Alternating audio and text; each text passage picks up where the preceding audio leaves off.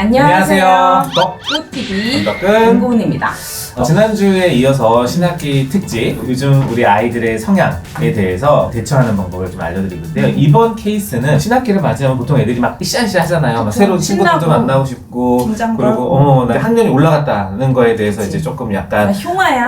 그런 게 있잖아요. 그럼에도 불구하고 보면 그냥 얘가 조용한 아이일까? 아니면 정말 의욕이 없는 아이일까? 정말 나 다 아무것도 하기 싫어, 무기력해 보이는 아이들이 있어요. 이제 1학년에서도 선생님이 학부모 상담 시간에 얘는 정말 쉬는 시간에 아무것도 안 하고 앉아만 있고, 그리고 아무것도 하기 싫어하는 아이처럼 보인다. 그래서 왜 그러냐고 물어봤더니 재미가 없다고 한다. 그리고 친구들도 친해지고 싶은 애들이 없다고 한다. 해서 이제 불려간 학부모 얘기 좀 들어본 적도 있고, 맞아요. 그리고 이제 정말 너한테 그래서 왜 그러니? 라고 물어보면 뭐 재밌다고 그냥 얘기하는데 뭔가 애가 괜찮아? 괜찮아. 그런 경우 그냥 안 좋다 있어요. 그러면 엄마가 계속 물어보거든. 그래서 이제 모든 것에 의욕이 없어 보이는 아이들, 이런 아이들은 이제 어떤 기질과 어떤 문제가 있는지, 그리고 우리가 이걸 진짜 문제로 바라봐야 할 것인지, 그리고 어떻게 대처해야 되는지에 대해서 좀 알려드릴까 합니다. 그러니까 이게 너무 방방 떠도 부모가 힘든데 너무 이렇게 애가 우리 애는 그냥 조용한 애인가 보다 하는데 이제 선생님한테 이제 그런 이야기를, 혹은 이제 표정이 안 좋다. 그게 이제 연령대별로 우리가 고민해야 되는 것들이 조금 다르죠. 미취학 두돌 세돌도 영아기 소아기 우울이 있거든요. 이제 그럴 때는 가정 환경도 좀 봐야 되고, 돌봄이 어떻게 되는지 이런 걸 봐야 되고, 초등학교 이후부터는 아이들이 인생이 재미가 없는 거지. 그래서 이게 단순히 심리적인 문제냐 아니냐부터, 특히 초등학교, 중학교까지도 이게 우리가 개입해야 되는, 치료해야 될 질병이냐 아니냐를 먼저 구별을 하는 게 사실 되게 중요해요. 가끔 그런 아이들도 있었어요. 그러니까 영어 유치원 같은 데 나와서 되게 이제 선행을 많이 하는 아이. 그래서 초등학교 입학을 했는데 이제 자기는 막 다 알아. 근데 이제 학교에서 서른듣기부터 시작하고 있는 거예요. 그러니까는 학교가 너무 재미가 없대. 그래서 아무것도 안 하고 싶대. 왜? 그랬더니 학교에 가면 선만 그린다는 거야. 자기는 학원에 가면은 막 영어로 얘기하고 수학도 얘기하고 뭐 이렇게 해서 하는데, 학교에서는 선만 그리고 있으니까 그게 너무 재미가 없다. 그러니까 또 그거를 재밌어하는 애들을 보면 같이 어울리고 싶은 마음이 안 든다고 하는 아이들도 봤어요. 저는 그런 애들 검사 많이 하거든요. 지능이 막 상위 3% 1%야. 되게 똑똑하고.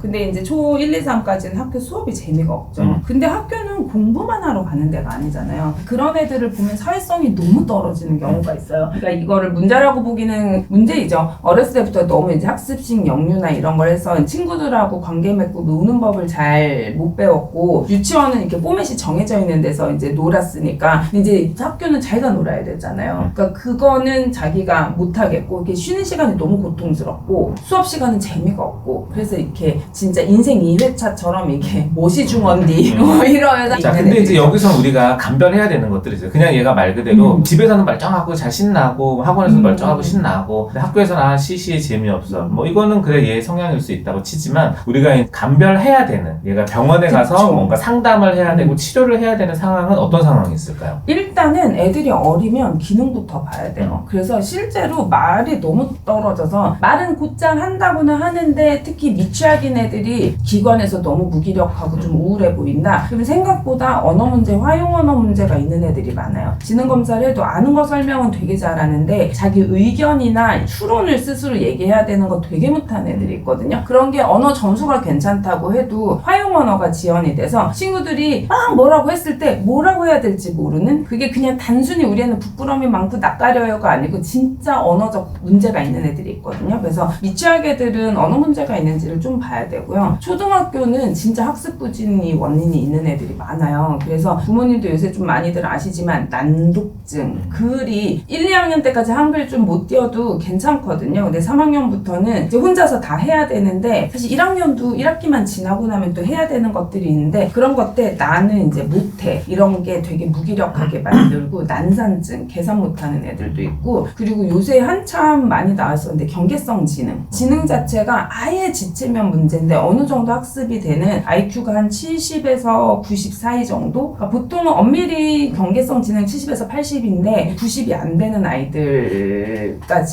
실제로 이게 프로세싱이 잘 안 돼요. 외부의 환경이나 이런 게 꼭 공부가 문제가 아니고 다른 사람의 의도를 파악한다든지, 친구들끼리 야 우리 무슨 놀이 하자는데 룰을 모르겠어. 모르겠어. 아무리 설명을 해줘도 모르겠어. 그럼 못 끼거든요. 그래서 실제로 경계성 지능이 있는지 이런 문제를 좀 봐야 되고, 그 다음에 이제 중학교 이후부터는 진짜 제대로 된 사춘기 우울을 잘 감별을 해야 돼요. 우울은 실제로도 사망률하고도 관련이 있고 필요하다면 약을 꼭 먹기로 권하거든요. 그래서 우울이 있는지도 감별을 해서 우리 애가 좀 방방 뛴다 이런 거는, 그런데 친구들하고도 잘 지내고 어느 정도 괜찮으면 좀 두고 보셔도 되지만, 무기력한 아이들은 일단은 진단을 먼저 뭐가 문제인지, 기질의 문제인지, 부모 양육 태도의 문제인지 이런 거는 사실 괜찮거든요. 천천히 시간을 두고 하면 돼요. 사실 어떻게 보면 이제 제일 위험한 거 중에 하나가 이제 우울인데, 우울은 특히 집에 와서도 입맛도 별로 맞아요. 없어하고, 아니면 너무너무 먹으려고만 한다거나, 아니면 집에 와서도 계속 잠만 자려고 한다거나, 방에서 안 나오려고 한다거나, 그냥 집에 와서 그래도 TV를 보고 책을 이런 것보다도 그냥 정말 좀 누워 있으려고 매사 하고, 무기력. 매사 무기력. 애들의 우울에 제일 중요한 건 짜증이에요. 집에서도 짜증이 너무 많고, 그래서 이렇게 우울이 생각보다, 우울한 사람들이 나 우울해 할 것 같지만 나 우울해라고 말하는 사람은 생각보다 안 우울한 거 알아요. 그 무슨 유튜브 이런 채널에도 두 사람이 친구가 있어, 유튜브에. 근데 한 사람은 막 이렇게 축구 경기장에서 막 방방 뛰고, 한 사람 한마디도 뭐 안 해. 그래서 누가 봐도 이 사람이 우울한 것 같아. 근데 한참 몇 컷이 지나면 이 사람 자리에 꽃이 있어.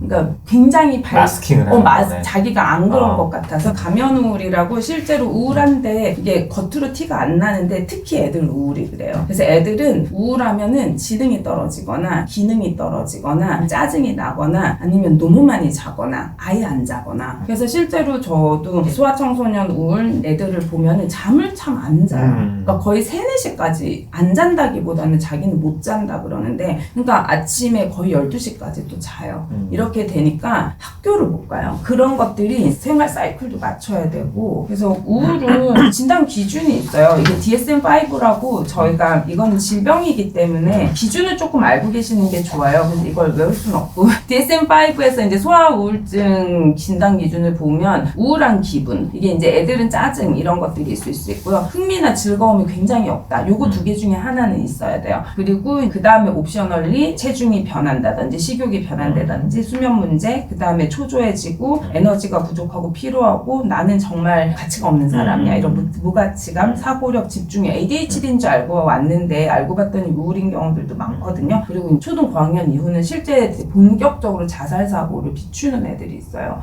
그래서 그냥 의미 없는 확 죽어버릴 거야 뭐 이런 게 애들이 그냥 농담 삼아 하는 말이겠지 하는데, 실제 검사해보면 자살 사고 있는 애들이 많거든요. 그래서 이런 것들 중에 적어도 5개 이상이, 성인 우울은 보통 6개월 이상 지속돼야 된다고 하는데 애들은 2주만 지속이 돼도 의심을 조금. 그리고 또 이제 무기력하고 흥미 없어하는 아이들 중에서 이제 우울증 외에 또 우리가 의심해봐야 되는 것 중에 하나는 ADHD. 맞아요. ADHD가 생각보다 고지능의 ADHD라고 해도 동기가 잘 안 생겨요. 그러니까 자기가 좋아하는 거는 확 몰입하는데 싫은 거, 남이 시키는 거에 대해서는 정말, 아니면 매일 반복되는 일상에 대한 동기가 굉장히 없거든요. 그래서 이렇게 숙제 같은 거 시키면 와 이제 늘어지고. 그리고 또 하나는 모든 질환에 사실 어떻게 보면 난 이게 제일 큰 것 같아. 불안이 있으면 애가 시샘도 많고 질투도 많고 우울하기도 하고 강박도 생기고. 근데 대신 불안이 높은 사람은 겉에서 잘 보여. 그러니까 놓쳐지진 않아요. 그래서 불안이 높은 아이들도 어떻게 보면 우리가 얘 조심성이 많나? 라고 생각을 했지만 알고 보니 불안이 굉장히 높아서 맞아요. 그냥 가만히 있는 애들이 좀 있을 수 있어요. 겁이 많아서 예를 들어서 애가 학교에 갔어. 애들이 너무 많아. 근데 대인 불안이 있어. 그러면은 하나하나 다 보고 있으면 너무 무섭거든요. 이제 멍 때리고 딴 생각해요. 그러면 이제 ADHD인 줄 알고 또 오거든요. 근데 이제 불안만 엄청 높은 아이들이 있고. 그리고 그냥 우리가 이거는 좀 안심해도 되는 거지만 그냥 원래 그런 애. 원래 그런 애 중에 기질이 원래 그런 애 중에 되게 깊이 생각하는 애들 있어요. 되게 정상적인 아이인데 엄마가 얘 조용한 ADHD다, 아니면 우울한 것 같다, 뭘 물어도 대답을 안 해. 근데 정말 그 나무늘보 같은 애들이 있거든요. 근데 그래서 얘는 조용한 100% 조용한 ADHD라고 해서 검사를 했는데 지능 검사했는데 웬걸 겁내 빠른 거예요. 뭐 이렇게 계산하는 것도 엄청 빠르고 처리 속도도 빠르고. 근데 얘는 말만 느려. 뭘 물어보면 한참 생각을 해. 근데 그래서 그런 애들은 보면은 많이 기다려주잖아요. 그러면 다 해요. 그런 그러니까 게 그런 건 정상적으로 봐야 되는 거니까 우리가 이제 그런 걸 확인하기 위해서 아예 기질과 성향이 있는지 이 질병적인 부분과 아닌 부분을 확인을 해봐야 되는 것 같아요. 그래서 애는 세상 느린데 엄마가 성격이 너무 급해. 그래가지고 너무 안 맞아. 그리고 이 기질적인 원인이 있는 경우들이 있어요. 실제로 빈혈이 있다거나 맞아요. 아니면 갑상선에 문제가 있다거나 신체 증상, 애들. 신체에 실제로 뭔가 이상이 생겨서 무기력한 경우들도 있기 때문에 이제 가끔 그렇게 오시는 분들 계세요. 나 너무 애가 중학생인데 너무 무기력하고 힘들어하고 아무것도 그래서라고 이제 오면은 일단은 저는 정신과적으로 말고 소아과적으로 해줄 수 있는 부분이 빈혈 검사, 갑상선 검사, 대사 이상 검사, 뭐 만성피로증 이런 거 관련돼서 부신 같은 호르몬 검사 이런 것들을 파악해야 되기 때문에 저희는 이제 그런 피 검사를 하기는 해요. 그래서 그런 기질적인 검사도 확인해 볼 필요가 있습니다. 갑상선 저하증 이런 거 있는 사람들이 굉장히 정서에 영향을 또 많이 받으니까. 그래요. 그래서 오늘은 저희가 이제 학기 초에 정말 유난히 무기력해 보이고 뭔가 다 만사 귀찮아하는 아이들에 대해서 어떤 것들을 생각해 봐야 되는지 간단하게 좀 말씀을 드렸고 또 다음에 기회가 되면 또 하나하나 따져서 좀 더 설명드리도록 하겠습니다. 언제요? 모르겠어요. 맨날 다음에 뭘 하지? 그래요. 다음에 또 다른 주제로 찾아뵙겠습니다. 네, 감사합니다. 안녕히 계세요.